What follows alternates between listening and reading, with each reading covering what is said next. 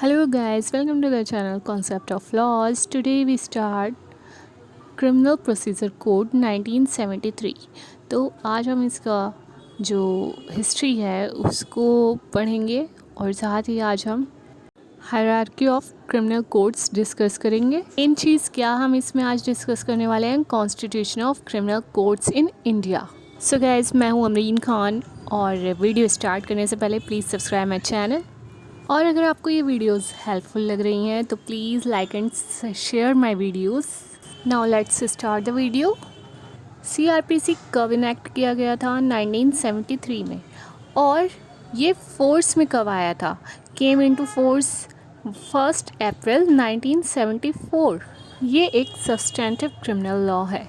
It provides machinery for the investigation of crime, apprehension of suspected criminals, collection of evidence, determination of guilt or innocence of the accused person, and the determination of punishment of the guilty. It also deals with public nuisance, prevention of offences, and maintenance of wife, child, and parents. इसका territorial extent क्या है? India assented to 25th January 1974 और commencement की हम बात कर चुके हैं 1 अप्रैल 1974। At present the act contains 565 sections, 5 schedules and 56 forms. The sections are divided into 46 chapters. Now we discuss hierarchy of criminal courts. In India, सबसे पहले क्या आता है? Supreme court, being the apex court of India, जो कि Indian constitution के chapter 4 and part 5 के article 124 में इसके इस्टेब्लिशमेंट की बात की गई है। तो सुप्रीम कोर्ट क्या होता है कि सबसे सुप्रीम है, मतलब ये जो जब सभी जो कोर्ट्स हैं इंडिया में उन सब से सुप्रीम है। इसके बाद आता है high courts of India at the second level of the hierarchy. Article 141 of the Indian constitution में इसकी बात की गई है। And the high court is bounded by the judgement of the apex court. इसके बाद आते हैं लोअर कोर्ट्स, जिसको भी कुछ इस टेस्ट से क्लासिफाई किया गया है। Now we discuss constitution of criminal courts in India. तो इसमें सबसे पहले आता है द सेशंस जज।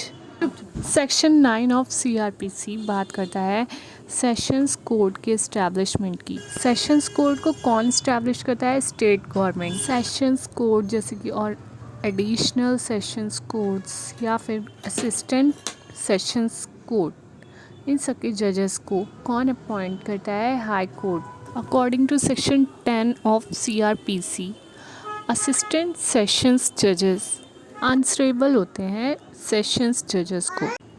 सेकंड है the additional and assistant sessions जज, जिनको पर्टिकुलर स्टेट के हाई कोर्ट अपॉइंट करती है and they are responsible for cases relating to murders, theft, डकैती, pick pocketing and other such cases in case of absence of the sessions जज। Sessions जज की absence में ये अदर केसेस भी हैंडल करती है। नेक्स्ट है द जुडिशियल मैजिस्ट्रेट। हर एक डिस्ट्रिक्ट जो कि मेट्रोपॉलिटन एरिया नहीं है, वहाँ पर क्या होता है कि judicial magistrate of first class और सेकंड क्लास एग्जिस्ट करते हैं, जिनको कि हाई कोर्ट अपॉइंट करती है, जो कि प्रेसिडिंग ऑफिसर्स होते हैं। हर एक जो जुडिशियल मैजिस्ट्रेट होता है वो क्या होता है कि सेशंस जजेस के सबॉर्डिनेट होता है। फोर्थ है चीफ जुडिशियल मैजिस्ट्रेट। सिर्फ मेट्रोपॉलिटन एरिया को छोड़कर judicial magistrate of first class को ही अपॉइंट किया जाएगा as the chief judicial magistrate, और सिर्फ judicial magistrate of first class ही additional chief judicial magistrate designate किया जा सकता है। Fifth is metropolitan magistrate. They are established in metropolitan areas. High courts को ये पावर है कि ये इनकी जो प्रेसिडिंग ऑफिसर्स हैं उनको अपॉइंट कर सकते हैं। मेट्रोपॉलिटन मैजिस्ट्रेट अपॉइंट किया जाएगा as the chief metropolitan magistrate, जो कि वर्क करता है under the instructions of the session जजेस।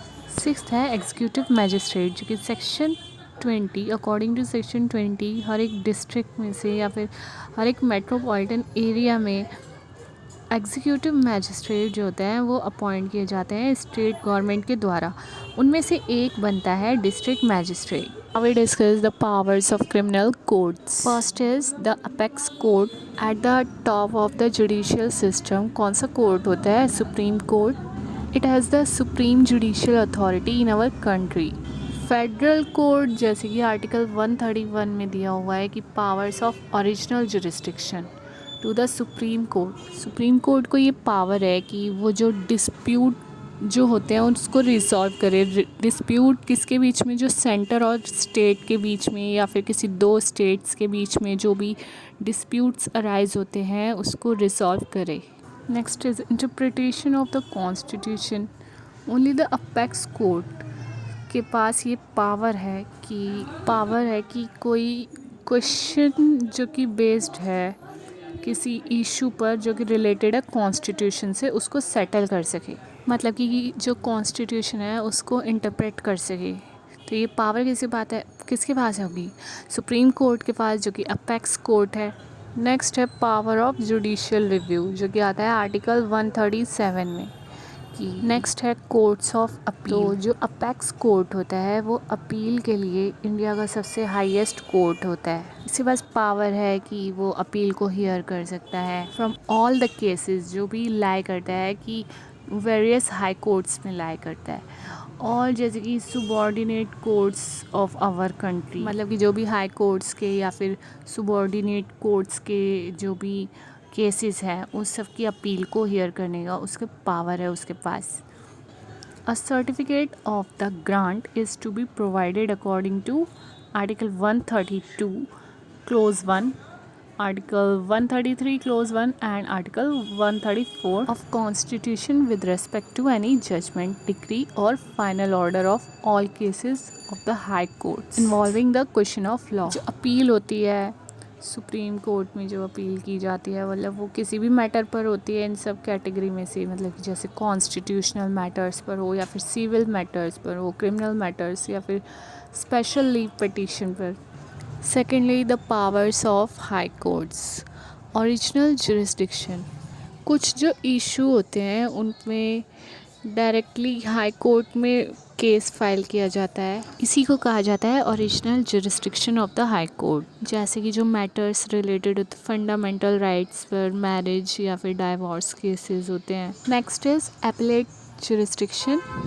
हाई कोर्ट ही एपलेट कोर्ट होता है उन केसेस के लिए जो केसेस ट्रायल कोर्ट से आते हैं। Next is supervisory jurisdiction. This refers to the power of general superintendents of the high court over the matters of all the subordinate courts. Various courts की जो पावर्स होते हैं वो सभी कॉन्स्टिट्यूशन ऑफ इंडिया में हाईलाइट की गई हैं। और जो पावर्स होते हैं, पावर्स और functions of the subordinate criminal courts, वो सब किस में प्रोवाइड किए गए हैं? कोड ऑफ क्रिमिनल प्रोसीजर 1973 में मेंशन किए गए हैं under section 6। Court of session, first class judicial magistrate and a metropolitan magistrate in any metropolitan area, second class judicial magistrate, executive magistrate. ये सभी सबॉर्डिनेट कोर्ट्स की पावर्स मेंशन की गई हैं section 26 to 35 under the code of criminal procedure. Section 26 में list of courts दिया गया है जो कि एलिजिबल है ऑफेंसेस को ट्राई करने के लिए।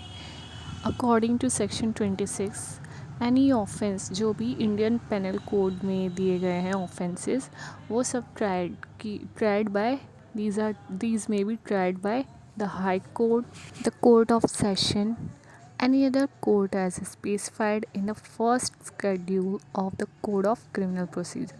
अगर कोई भी ऑफेंस कमिट किया गया है under section 376, section 376A, section 376B, section 376C, D and also E, तो जो ये इंडियन पेनल कोड के जो ये सेक्शंस हैं, ये this will be tried by a women जज।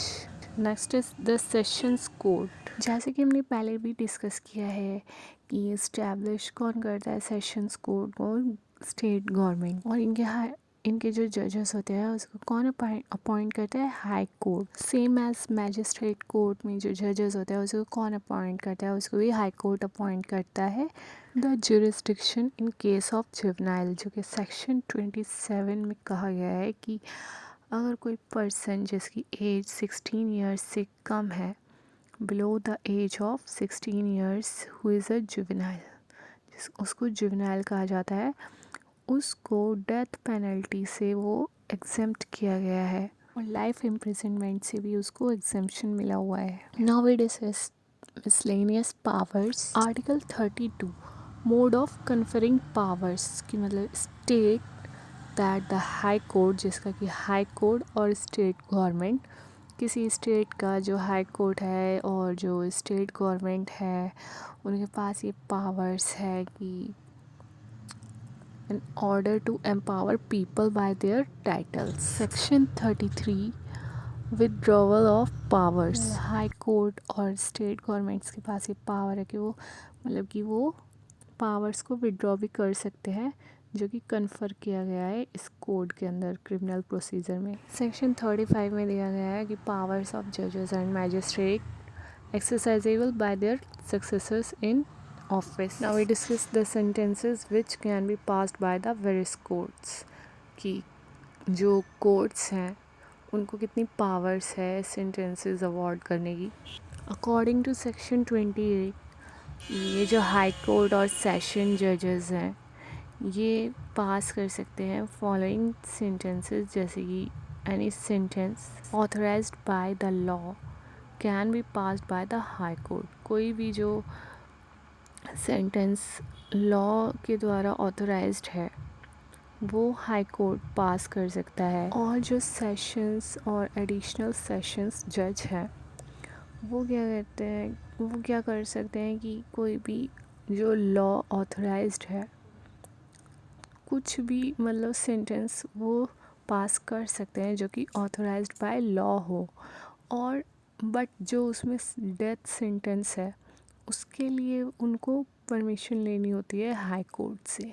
और जो असिस्टेंट सेशंस जजेस होते हैं वो कोई भी जो सेंटेंस है पास कर सकते हैं जो कि ऑथराइज्ड बाय लॉ हो, बट ये जो जजेस होते हैं ये डेथ सेंटेंस और life imprisonment for more then 10 years ये पास नहीं कर सकते हैं। 10 साल से कम की सज़ा ये सुना सकते हैं, इससे ज़्यादा नहीं। According to section 29 sentences passed by the magistrate, chief judicial magistrate जो होते हैं ये भी क्या जो डेथ सेंटेंस है, लाइफ इम्प्रिजनमेंट है, imprisonment for more than 7 years नहीं पास कर सकते हैं।